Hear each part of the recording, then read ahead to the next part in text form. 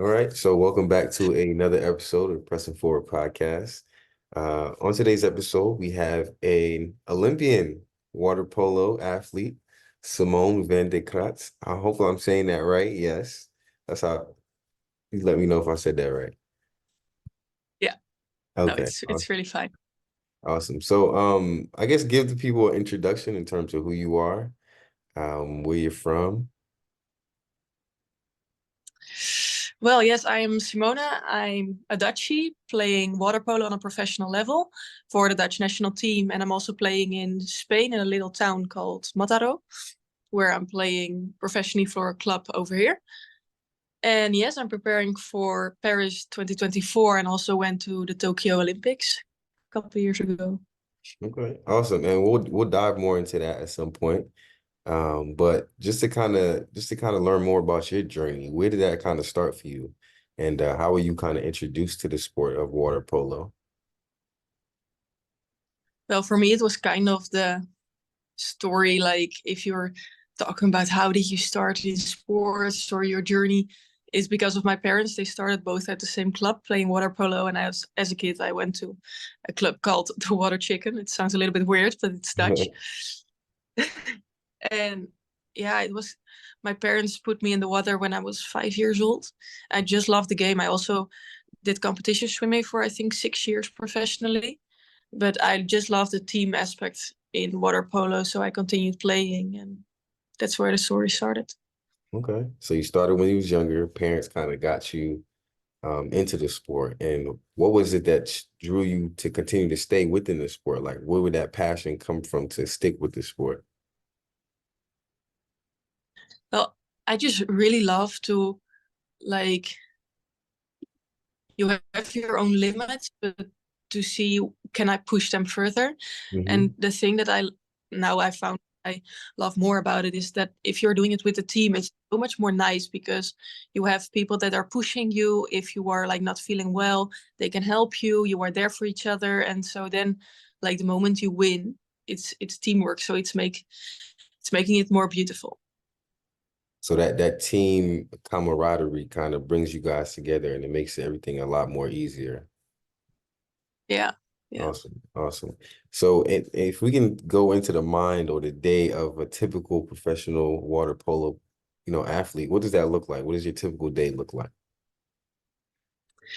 Um, well, for me, maybe it's a little different than comparing with other water polo athletes, but I'm like working and studying besides it. So I have my master's and my work as well. So this is what I'm starting with at the beginning of my day. And then I think when I'm in Spain around 11, I'm going to the pool. Then we have gym, we have water trainings. I'm going back for lunch, maybe chill a little bit, or we watch some videos from our opponents, like we are facing the next week. And then in the evening, we have another session where we are like playing against each other to try some new tactics and to get along with each other in the water as well. So I think this is normally kind of my day. Okay, so I mean, it seems like you're juggling a couple things at the same time. Yeah, Okay, okay, that's awesome. yeah, That's awesome. And yeah. Yeah, for me, so this is really important. okay, and you said you got your master's. What did you study? If you don't mind me asking. I am studying management science. Awesome. Awesome. Yeah. Look, she's a professional athlete and doing the other side of it as well. That's an important aspect to take into account. And so I know water polo can be very much a demanding sport. What are some key aspects of your physical and fitness routine that are like crucial for you excelling in the sport? I think there are multiple components that are really important because in water polo you have, I think in a lot of sports you have the physical and the mental component, but in water polo you have the individual part where you have to be physically strong, you have to swim, you have to pass, you have to understand the tactics, and then you have to do this in the team, but also against another team. So you have to know what they are doing, what they are up to, and you have to be strong enough physically and mentally to beat them. So it's continuously like changing, and you have to adapt to the game and to the way the things are going, because you're also dependent on the referees, for example. Yeah. So a lot of things that in almost like half hour you have to be aware of and be fresh for, you know? Okay. So it seems like just being able to be one adaptable and then flexible within the sport is key. Yeah, I think so, yeah. And for you, what do you find to be the most, I guess, challenging aspect of water polo at the elite level? At the league level or the international? Elite, elite. So like, I guess if you want to say international, you can talk about both, honestly. Well, I think right now we are having a lot of games, especially in this Olympic year, and like multiple sports like volleyball or handball also have these issues, you can call it. So I think this is the biggest challenge, because like I love the sport and I love to do it every day or multiple times a day. But at the same time, you have that little fire inside you when you're performing at your best. You need this fire. If Mhm. you want to really 100%, but you're 200%, you need this fire. But it's really challenging because this year we have important matches almost every week, sometimes twice a week, and it are not matches that you win by 20 goals. It like are matches that you win by one or two, and you really have to be there and play the whole match. And now, like we were talking about it before, mentally and physically you have to be there. So I think for this season it is the most challenging part, because I have to be there with the club, but I also want to win gold at the Olympics in Paris, so I have to be fresh with this as well. Like it's balancing, and it's not easy. I'm still like Yeah, finding the balance and trying my best to fresh and also perform. yeah. It's part. Yeah, I mean, I'd imagine how that'd be challenging. You talked about a lot of things like, and you're working as well too. So I imagine like trying to balance the school, the professional club, all that can be a lot. Um, so what have you found to be helpful in terms of keeping you mentally like locked in, or just making sure that you mentally in the right space? The first thing is that, like, I am kind of a person that is always pushing myself. So if I enjoy what I'm doing, if it's in sports, if it's in like my masters or my work, for me this is really important. um, but also like what I'm talking about, that you have something besides the sports.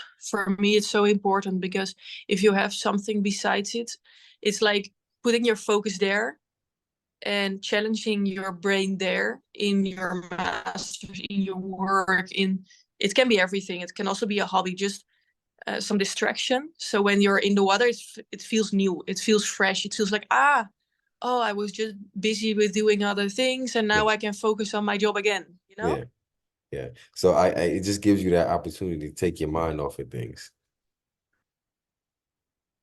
Yeah, because otherwise I'm like always busy with the tactics, with the opponents. And sometimes I feel like I want to do something else. Yeah, And it's not that I yeah, want to quit multiple things, and then yeah, I can enjoy both. yeah. So yeah, I mean that makes sense. You obviously don't want to always be just drilled into being an athlete, drilled into being an athlete that you don't have any other activities or hobbies that you do for yourself. And on that note, like what are some hobbies that you enjoy or activities that you enjoy outside of being an athlete? Um, if people ask me this, I'm always like saying, oh, I really like when we are home, I have like a bathtub, and I really love to go in there with some bath bomb. Okay, okay. Um, it can also be little things like reading a book or having some music or a good podcast, or thinking about new projects I like to start.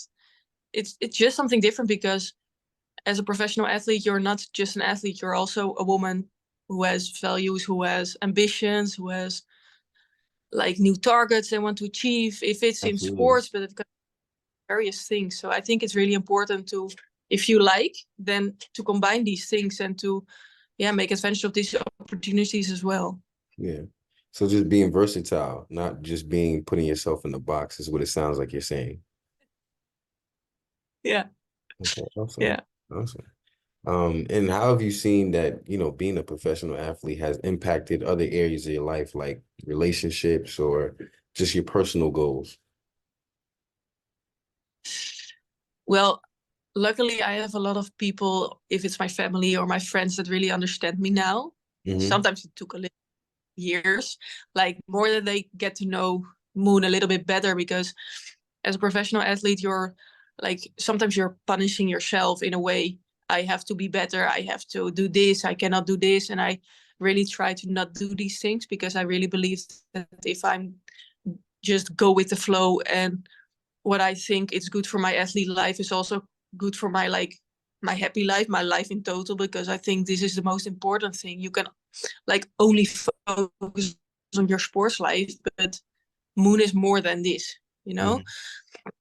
So yeah, I don't know. It for people, it's sometimes it's difficult because you're a little bit like this. Tunnel vision. Yeah. But if they, yeah, and I try to avoid this as much as possible, because everyone has like their own life and every life is important. So I also want to give energy and attention and time to my family and friends, because they deserve this as well. Um, but it's also finding a balance. Yeah. So being able to prioritize your family, being able to prioritize those relationships are important for you. And so when you think about, I mean, because you talked about a little bit before, just how you have your career, you have your ambitions, you have your goals that you have in mind for yourself. When you think about some of those things, what are some aspirations that you kind of have for yourself, or just milestones or goals that you have for yourself when you think about the future outside of sports? Um, It doesn't have to be I too feel in like depth either, but first I want. No, no, no, but I like to think about these things and about new opportunities and what I like, and just to find out more about who I am and what I like. mhm. So it's more that I like to start new projects in a things like to work, and now I'm working in the management consulting, but try out different things, maybe abroad, maybe like there are so much possibilities, I believe.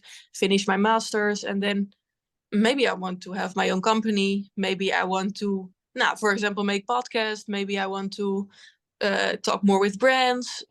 Like there are so much options, and I just want to figure out what suits me the best. That's awesome. So making sure that you're leveraging all the opportunities that come to you. Yeah, yeah. That's awesome. And so I get just thinking about water polo in general. It's very much a team sport that involves a lot of communication and collaboration. How do you go about like building that chemistry and that camaraderie within your teammates? Well, part of it is outside the water, like having lunch together, just talk about, hey, how's your grandmother? Hey, you just did groceries. Oh, I have a new dress, like easy things. Um, and part of it is making a lot of hours together, because you have to know when someone is, for example, in water polo, when someone wants to shoot, when someone is doing something in defense, how people are communicating, because like person ABC are communicating in a different way. So you have to know each other really well, because in our important matches it's about these, like maybe half a second or less, that you have to be ready, and you have to know how people are playing, so you can adapt on this. So it's time outside the water, and spending time inside the water, like a lot of hours. Gotcha. So just making sure that you guys are being intentional about spending time to each other. It seems like that's what's important for you guys in terms of building Yeah. those relationships. Okay. All right. So it's been a pleasure to have you on today's episode. Where can people find you? Where can people follow you on social media? What's your handles and stuff like that? I think it's just my full name, It and started then like it the started low freezing a stripe, little bit. like my full name and then the low stripe. Okay. All right. I'm not sure if everybody heard her, but she said her Instagram Yes. is her full name and I'll put it in the show notes so you guys can go ahead and follow her. So don't worry about the sound is cutting in and out. So Yeah, other than that, but it's been a pleasure to have you on today's episode. I want to thank you for joining me and kind of sharing your experience. I hope that, our listeners were able to gain something from your story. And thank you. I appreciate your vulnerability and just even sharing your experience. So, no problem. Thank you for having me. of course.